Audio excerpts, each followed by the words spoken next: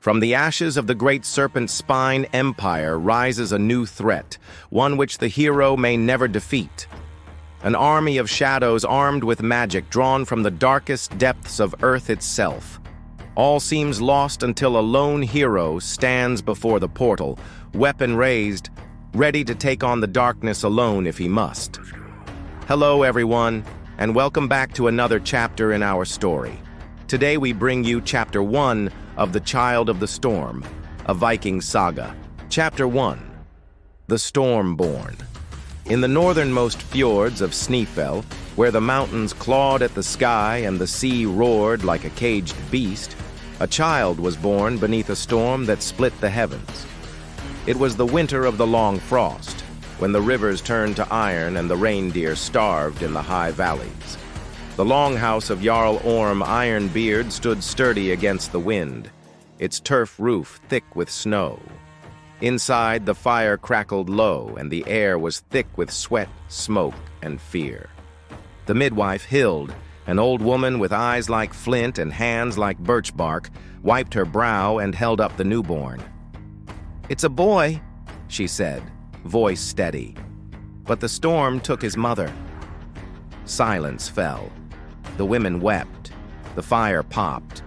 Outside, thunder rolled like the drums of the gods. Jarl Orm stood in the doorway, still in his furs from hunting.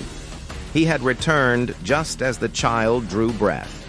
Now he stared at the infant, red-faced, squalling, slick with blood and storm-born mist. "He lives," Hild said. "But the law is clear. He must be accepted. Or left." Orm stepped forward. He knelt beside the hearth, where the child had been placed on the cold earthen floor, as tradition demanded. The ritual was ancient, older than runes, older than memory. A father must lift his child from the ground and speak the words, "I accept you as mine. You are of this house." If he refused, the child would be taken to the forest's edge and left, to the wolves, the cold, or the will of the gods. Orm looked at the boy. He was small, too small perhaps, and born under ill omen. A mother dead, a sky torn open by lightning, a seal stillborn on the shore that morning. "A son without a mother," muttered Thorgir, Orm's brother, "and born when the storm cracked the sacred stone on the hill. The Norns weave dark threads tonight." Orm said nothing. He stared into the child's eyes, wide, blue, and already sharp, as if he understood the weight of the moment. "I fought bears," Orm said at last, "battled Saxons on the White Cliffs, sailed through the maelstrom of hell, but this is the hardest choice of my life." The hall was silent. Even the fire seemed to hold its breath. Chapter 2, The Weight of Blood. The night wore on. The storm raged. The child slept, wrapped in a scrap of wool from his mother's cloak. Orm sat by the fire, head in his hands. His wife, Ira, had been the heart of his home, kind, wise, beloved by all. She had dreamed of a son who would carry Orm's name to the halls of Valhalla. Now she was gone, and this boy, this Storm-Born, was all that remained. At dawn, the sky cleared. A pale sun rose over the ice-covered fjord. The time had come. The clan gathered, warriors, women, elders, even the thralls. They stood in silence as Orm carried the child to the center of the longhouse. He placed the boy on the floor. Then, with a deep breath, he looked down at him. "I am Orm, son of Halldor, Jarl of Snæfell," he declared, voice echoing like thunder. "This child lies before me, born of my blood, son of Eira, daughter of the Sea Clan. I look upon him, and I must decide." He paused. The wind howled through the smoke hole. Then slowly he bent down. He lifted the child. "I accept you," he said, tears in his voice. "You are of my blood. You are of this house. You shall bear my name. You are Thorvald Storm-Born." A cheer rose. Not loud, but deep, like the rumble of distant waves. The child, as if in answer, reached up and gripped Orm's beard with a tiny fist. Orm laughed, a sound not heard in the hall since Ira's passing. "You have your mother's grip," he whispered, "and your father's stubborn heart." Chapter 3. The Mark of the Raven. Years passed. Thorvald grew tall and strong, but never quite like the others. He was quiet, thoughtful. He listened more than he spoke.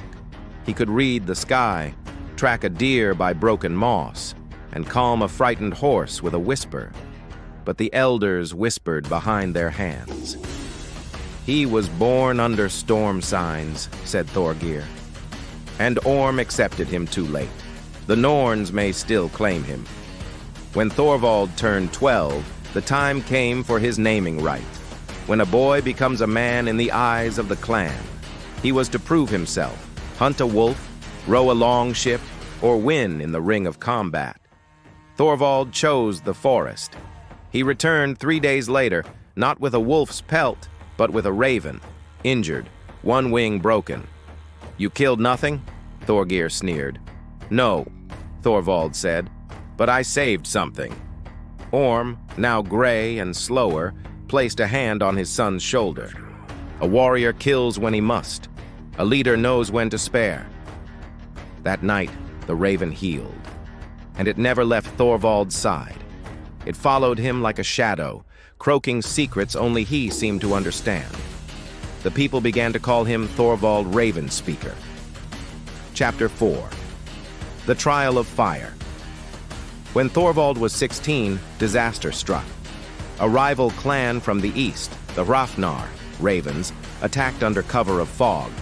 They burned the fields, stole the cattle, and killed 5 of Orm's men. Thorgir demanded war. "We will raid their shores! We will burn their longhouses! We will leave their children on the ice!" But Thorvald stepped forward. "No," he said. "They attacked because we took their fishing grounds. This is not honor. This is greed." "Boy!" Thorgir spat. "You speak like a thrall! Are you not a son of Orm, a warrior of Snæfell?" "I am," Thorvald said, "but I am also the son who was left on the floor and lifted. I know what it is to be cast aside. I will not do the same." Orm, now weakened by age and grief, looked at his son with pride. "He speaks the wisdom of Odin," he said, "not the rage of Thor."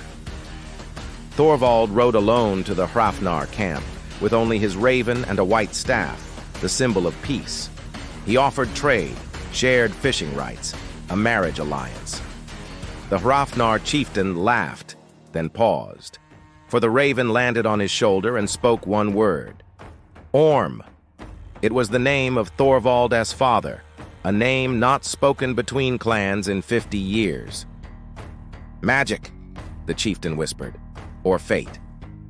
Peace was made. Chapter 5. The circle closes.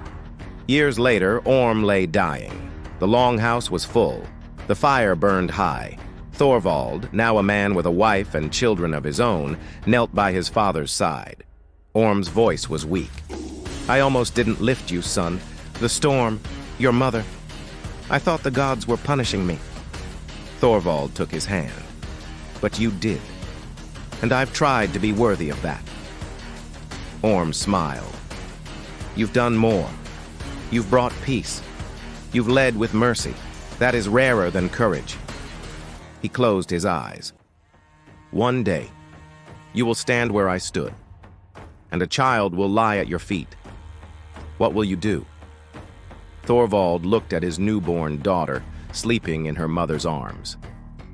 "I will lift her," he said, "and I will say, I accept you. You are of this house, and the storm that brought you is now your strength." Orm exhaled, long and deep, and passed into the halls of the ancestors. That night, a single raven circled the longhouse 3 times, then flew east into the rising sun. Epilogue. The legacy. Thorvald Storm-Born ruled Snæfell with wisdom and fairness. He never raised his axe in unprovoked war. He welcomed traders, scholars, and even Christians who came in peace.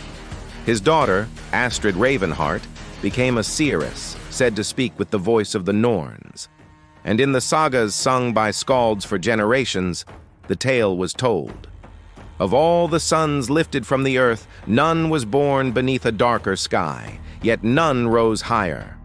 For the boy who was spared became the man who spared others, and in doing so, saved his people. And so, the ritual endured, not as a test of strength, but as a moment of choice, love, and the courage to accept life, even when the omens are grim. The end. Now, once again, we must thank you all for your continued support. Your comments mean the world to us, so please don't forget to comment below and tell us what you think. And as always, thanks for watching.